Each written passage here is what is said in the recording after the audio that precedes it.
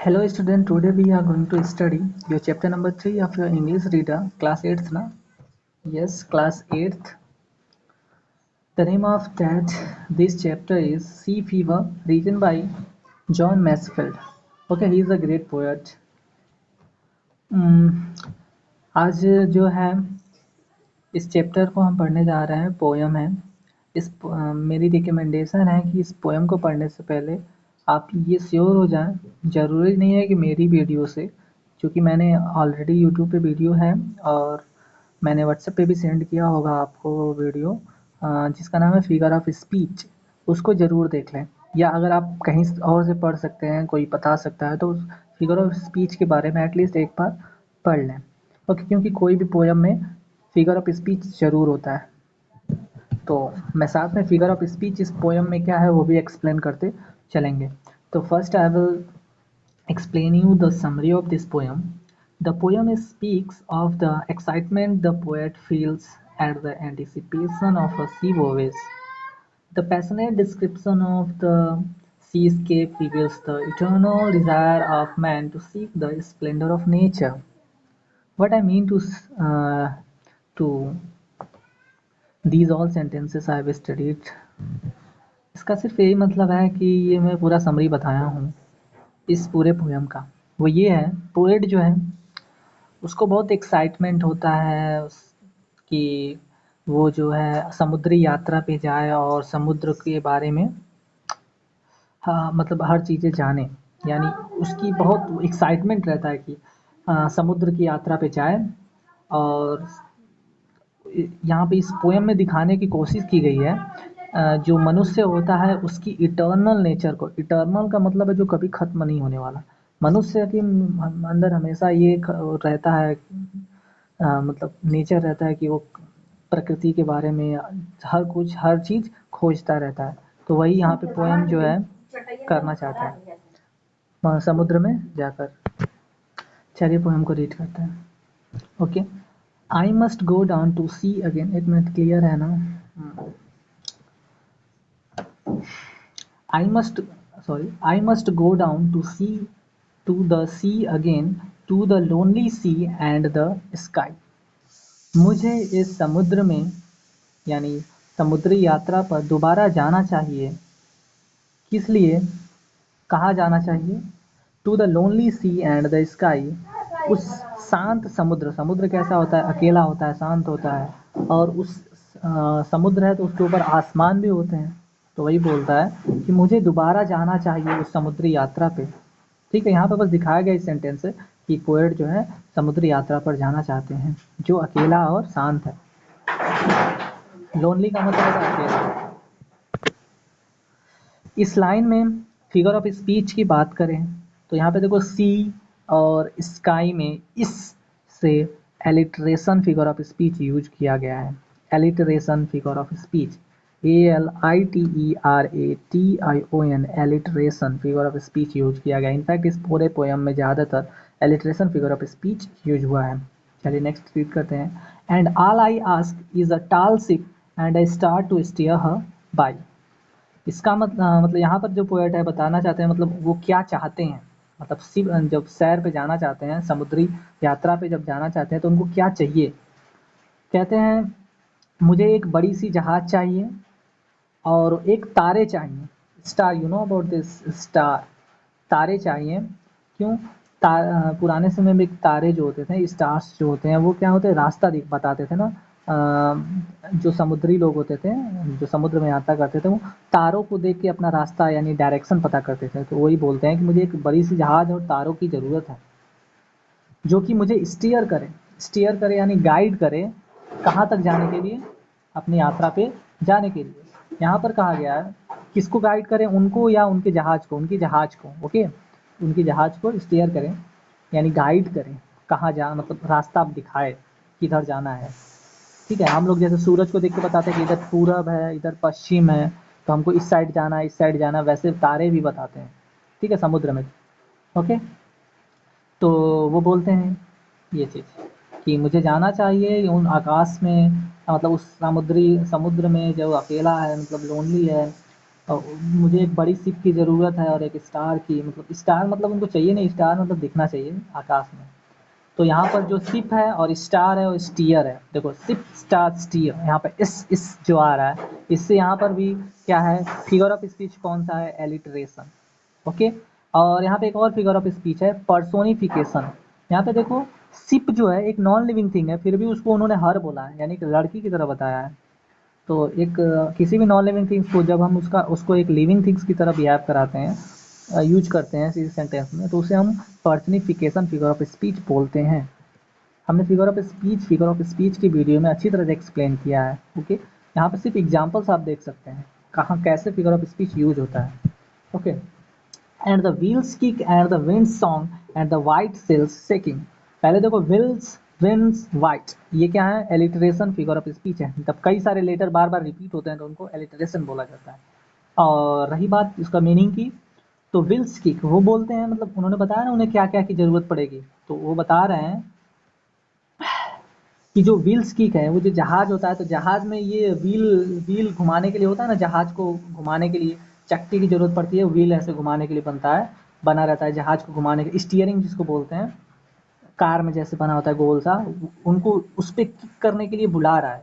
मतलब जो जहाज के जो, मतलब वो बस एक सोच रहे हैं कि मुझे जहाज की वो जो व्हील्स हैं वो मुझे बुला रही हैं कि उसकी, मतलब उसकी किक इनको चाहिए। मतलब जैसे पानी चलता है, पानी जब हिलता डुलता है, जब लहरें आती हैं, तो जो स्टीयरिंग होता है वो हिलता डुलता है, किक करता है ना, तो वो इनको कह रही है कि उनके लिए इन्हें जाना चाहिए। विंड सॉन्ग, हवाओं की, हवाएं हवाएं जो गाना गाती हैं, मतलब शांत जगह पे हवाएं चलती हैं तो बहुत एक गाने की तरह लगता है, इसलिए वो उन कहते हैं कि मुझे उस गाने के सुनने के लिए जाना चाहिए, वाइट सेल्स सेकिंग। ठीक है। और वहाँ पे जो सफ़ेद सफ़ेद जो ये बादल हैं वो क्या कर रहे थे, सेक करते हैं ना, ऐसे सेक का मतलब होता है हिलना। ठीक है। उनके लिए मुझे जाना चाहिए, ये बस बता रहे हैं कि मुझे समुद्र में जाना चाहिए, किस लिए, कि उनके लिए क्या चाहिए, एक शिप चाहिए, जो एक तारे चाहिए जो उन शिप को चला सके, और उनको क्या कर रही है, वो जो शिप की जो व्हील्स हैं उनको अट्रैक्ट कर रही है, उसके लिए उनको जाना चाहिए, उस सुंदर हवाओं को सुनने के लिए उनको जाना चाहिए। And a grey mist on the sea's face and a grey dawn breaking. और वो किस लिए जाना चाहते हैं कि जो grey mist on the sea's face, ठीक है, ग्रे मिस्ट का मतलब होता है धुंधला। जब बादल से चारों तरफ से घिरे होते हैं तो हमको क्या महसूस होता है कि चारों तरफ क्या हो गया है, ओस पड़ा हुआ है। ओस समझते हो ना, जब ठंडी का दिन आता है तो ओस चारों तरफ गिरा होता है ना, तो उसी को मिस्ट बोला गया है। उसमें जो ये समुद्र का चेहरा है, समुद्र जो है मुझे बुला रहा है। And a grey dawn breaking, और जो डॉन का मतलब होता है यहाँ पर, डॉन जो है इसका मतलब है भोर, सुबह जब हो जाती है, तो उस सुबह को महसूस करने के लिए वहाँ पर जाना चाहते हैं। तो I must go down to the seas again, यहाँ पर फिर बोल रहे हैं कि मुझे समुद्र में दोबारा जाना चाहिए। For the call of the running tide, किस लिए जाना चाहिए, वो टाइड, जो जो ज्वार भाटा, जब पानी ऐसे ऊपर उठता है फिर नीचे, ऊपर ऐसे, ऊपर ऊपर ऐसे होता है ना पानी, ऐसे ऐसे ऐसे ऐसे ऐसे पानी ऊपर जाता है फिर नीचे गिरता है, ऊपर जाता है नीचे गिरता है, उसको टाइड बोलते हैं। तो वो कह रहे हैं कि वो टाइड जो है मुझको उसके लिए जाना चाहिए, जो रन कर रही है, रन करती है ना टाइड, लहरें ऐसे ऐसे चलती रहती हैं, उनके लिए जाना चाहिए।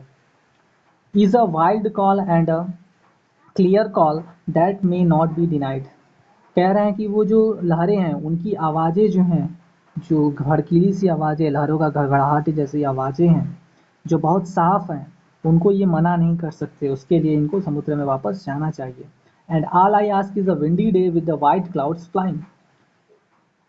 एंड ऑल आई आस्क, वो कहते हैं मुझे उसके लिए जाना चाहिए, इस क्या बोलते हैं, विंडी डे, हवाओं भरा दिन, मतलब समुद्र में हवाएं हमेशा चलती रहती है ना, तो उस हवे भरे हवाओं को महसूस करने के लिए उसके लिए उनको जाना चाहिए with the white clouds flying. किनके साथ जाना चाहिए, उस समुद्र में जाना चाहिए जहाँ पर सफ़ेद सफ़ेद बादल जो हैं उड़ रहे होते हैं। And the flung spray and the blown spume and the sea gulls crying. मुझे वहाँ जाना चाहिए जहाँ पे स्प्रे, स्प्रे का मतलब यहाँ पे झाग है, जब नाव चलती है या समुद्र में हमेशा झाग बनते रहते हैं ना, तो उनके वो वहाँ पे इनको जाने का मन कर रहा है। ब्लोन स्पूम, स्पूम का मतलब होता है फॉग, ठीक है, वही झाग बनता है, फॉग बनता है, तो बोल रहे हैं वहाँ पे ये उनको देखना है, मतलब चाहते हैं कि ये समुद्र में जाकर इन चीज़ों को देख पाएँ। और कहाँ से ये जाना चाहते हैं, सी गर्ल्स क्राइम, ये वहाँ से भी जाना चाहते हैं जहाँ पर सी गर्ल्स, सी गर्ल्स या एक तरह की पक्षी हैं जो समुद्र में उड़ती हैं, समुद्र के मतलब समुद्र में अपना खाना मछलियाँ उछलियों को खाती हैं, पक्षी हैं, मतलब एक चिड़िया है, उनको भी देखना चाहते हैं, उनको चिल्लाते हुए देखना चाहते हैं, या बोल रहे हैं कि ये जो सी गर्ल्स है ये सब हमको बुला रहे हैं, या वहीं पे मैं उनको देखना चाहता हूँ, मुझे वापस समुद्र में जाना चाहिए, इन सब चीज़ों को मैं मना नहीं कर सकता। ठीक है, ये एक्साइटमेंट को बस दिखा रहे हैं कि मतलब ये समुद्र कैसा है। I must go down to the seas again, फिर बोलना है इस लाइन में बोला जा, अच्छा यहाँ पर एक चीज़ था क्लियर कॉल, यहाँ पर अगेन एलिट्रेशन है, क्लियर कॉल, ओके।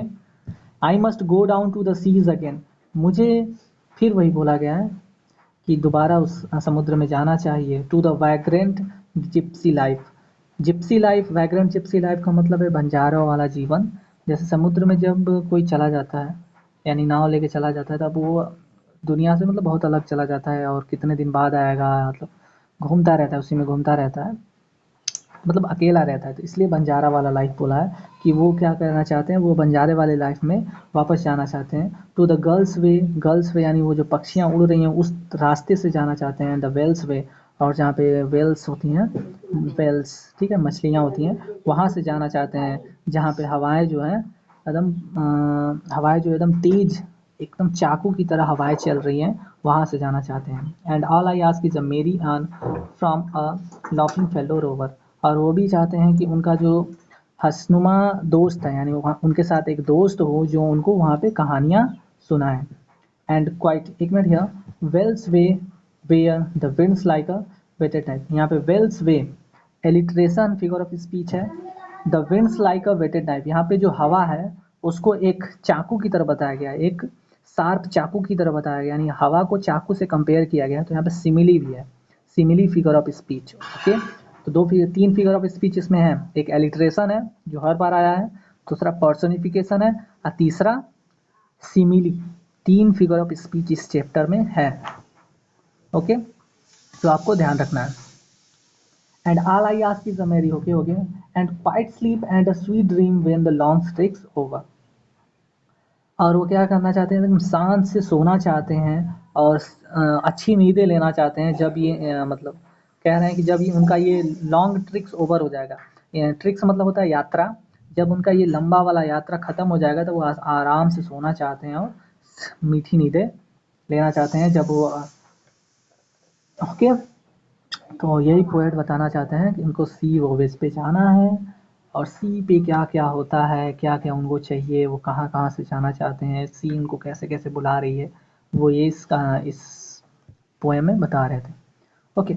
और एक चीज़ और था बताना, यहाँ पे देखो ये चार चार लाइन है ना, चार लाइन यहाँ पे, चार लाइन यहाँ पे, चार लाइन यहाँ पे, तो ये हर एक लाइन को जब चार स्टेंजा, चार लाइन एक साथ होती हैं, ये एक स्टेंजा, दो स्टेंजा, तीन स्टेंजा, स्टेंजा बोलते हैं, तो चार जब चार चार लाइनें एक साथ होती हैं, चार चार लाइनों की स्टेंजा होती है, तो उसको हम लोग क्वैट्रेन बोलते हैं। वैसे भी अगर पढ़ेंगे तो क्वाड्रेंट जैसे होता है, वैसे क्वैट्रेंट बोलते हैं। ये एक क्वैट्रेंट है, ये दो क्वैट्रेंट, तीसरा चौथा, यानी ये पहला स्टेंजा, ये दूसरा स्टेंजा, और ये तीसरा स्टेंजा, ओके।